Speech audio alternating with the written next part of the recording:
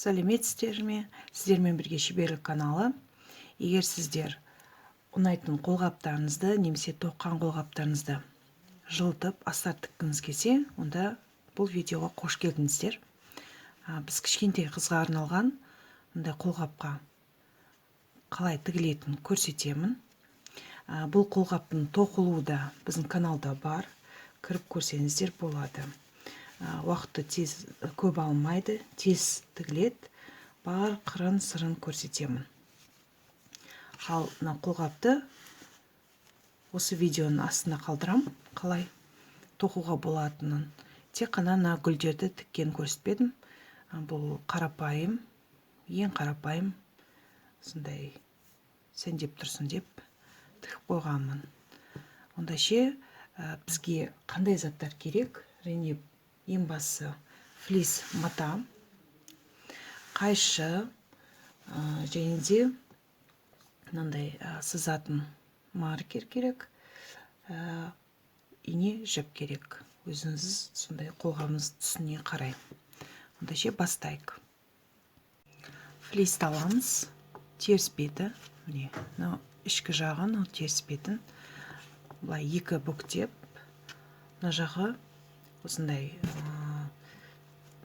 жабылған күйде болса да болады. Егер ондай болмаса, матаңызға қарайсыздар, тігіп жіберуге де болады. Кейін саусақты кіргіземіз қолғаптың, қойып, үстіңгі жағынан тігіске қалдырамыз. Және де қалыңдығында ескеру керек, ішінде кішкене бостау болу керек. Тартылып кетпеу үшін тағы қалдырдым, міне тігіске. Енді осыдан мына жерден былай қалай берсе жеткілікті. Міне жарты сантиметр. Тікпеймін да бұл жерде мен. Кейін мына жерде артықтарын былай сызып аламын. Осының бойымен қазір қырқып шығамыз осын. Мына жерден тігіске де қалдырам.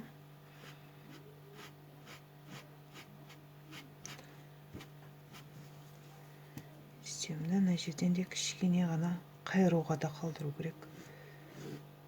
Жарты сантиметрде жеткілікті болады.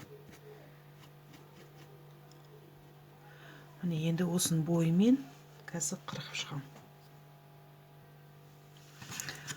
Қырқып алдым. Енді қолғапты теріс айналдырамын. Саусағын кіргізіп жіберейін. Немесе қылдыруға да болады саусақты. Мынаны қазір қолмен тігемін, қолғап. Ішіне саламды. Мына жерде маған белгілеп алу керек саусақтың орны. Сол жерге дейін тігіп келу керекпін. Көзбен мына жерге дейін болып, мынаға дейін. Қазір мына жерлерді былай тігіп шығамын, немесе былай қарата. Міне былай қарата тігіп, келдім. Саусақтың мына жеріне дейін. Енді мына жерден төменгі жағынан бастап, аяғына дейін тігу керек.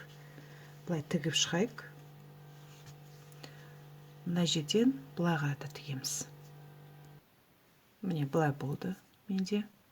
Саусақтың орны тігілген жоқ. Енді шешіп аламыз да, бізге қолғабымыз кейін жылжып кетпеу үшін мына жерден бір қыстырып қойайық.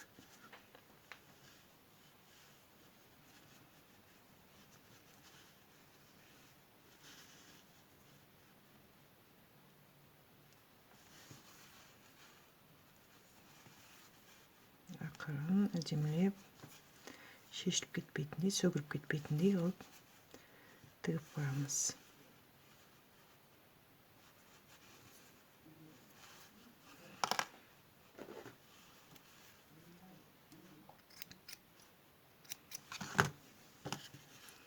Кейін аны оң қайтарып, мына жерден саусақты шығарып алайық.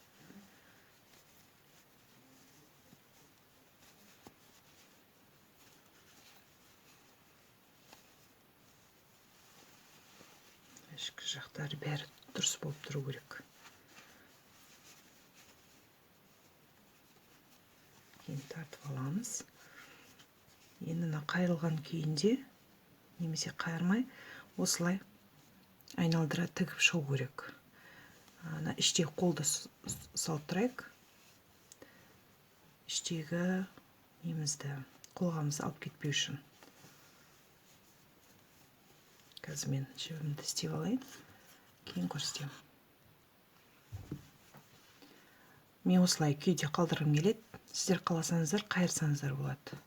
Кішкене болса да саусақ жағы жылы болады деп жатырмын да. Сөйтіп аламыз да кәдімгідей тіге береміз. Мына саусақты жаңа айтқандай кіргізіп тұрыңыздар. Ар жағындағы матамен жаңағы тоқылған жібімізді алып кетпеу үшін өстемізді айналдыра тіге береміз.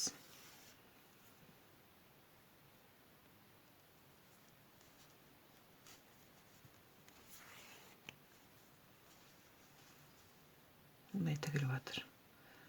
Өстіп тігеміз. Тігіліп болды. Енді мына шетін. Мына жерде мен тақап тіккім келіп жатыр. Сіздер қаласаңыздар, мына жерге дейін, резинкаға дейін қалай ыңғайлы болғанын көресіздер. Егер резинкеге дейін істейтін болсаңыздар, әрине пішу жағынан да сол жағынан қадағалайсыздар, қысқартып.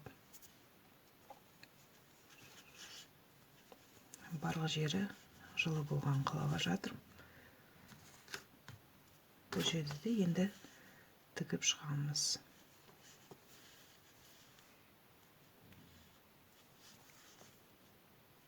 Осылай әдемілеп, білдіртпей. Каналымда бас киімге де осындай флистен астар тіккенім бар. Соны кіріп көрсеңіздер болады.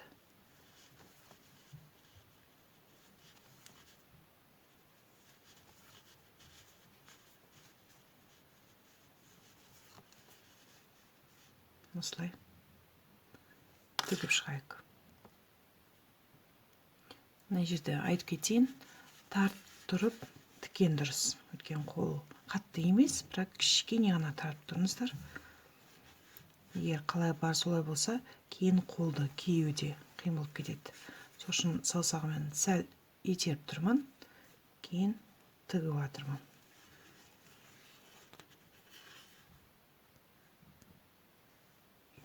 Мінекей енді айналдырғанда бар жерін біз қыстырып түсіп кетпейтіндей қылдық. Рахмет, біздің каналға кіргеніңіз үшін.